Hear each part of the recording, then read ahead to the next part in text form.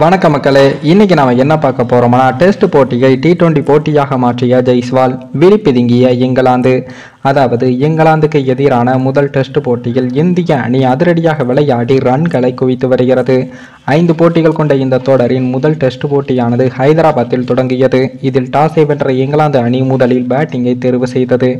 இங்கிலாந்து அணி அதிரடியாக ஆடி ரன்களை குவிக்க முற்பட்ட நிலையில் இந்திய பவுலர்கள் கட்டுப்போட்டாக பந்து வீசி அடுத்தடுத்து விக்கெட்டுகளை வீழ்த்தி பதிலடி தந்தார்கள். தொடக்க வீரராக களமிறங்கிய ஜாக் ராலி 20 ரன்களும், பென் டக் 35 ரன்களையும் எடுக்க அதிகபட்சமாக பென் ஸ்டோக் 70 ரன்களையும் சேர்த்தார்.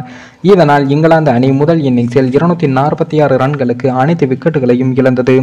அதே போல 64.3 ஓவர்கள் எல்லாம் இங்கிலாந்து அணி இந்த ஸ்கோரை எட்டி இருக்கிறது. இதனையடுத்து இந்திய அணி தங்களுடைய முதல் இன்னிங்ஸை தொடங்கியது. இந்திய வீரர்கள் அதிரடியாக விளையாடி இங்கிலாந்தின் பேஸ்பால் திட்டத்திற்கு பதிலடி கொடுத்தார்கள்.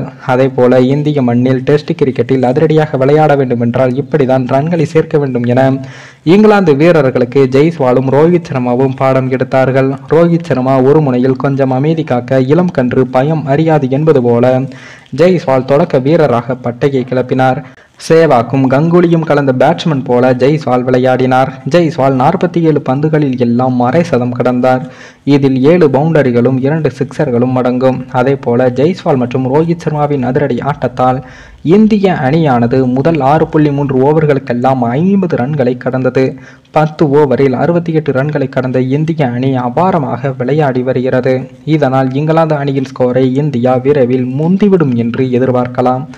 மேலும் இந்த வீடியோ ஏதோ ஒரு விதத்தில் உங்களுக்கு பிடித்திருக்கும் என்று நினைக்கிறேன். நம்ம சேனலுக்கு புதிதாக வீடியோ பார்க்கிறீர்கள் என்றால் மறக்காமல் சப்ஸ்கிரைபர் பண்ணி விட்டு பாருங்கள். இன்னொரு வீடியோவில் சந்திக்கும் வரை நான் உங்கள் தமிழ்.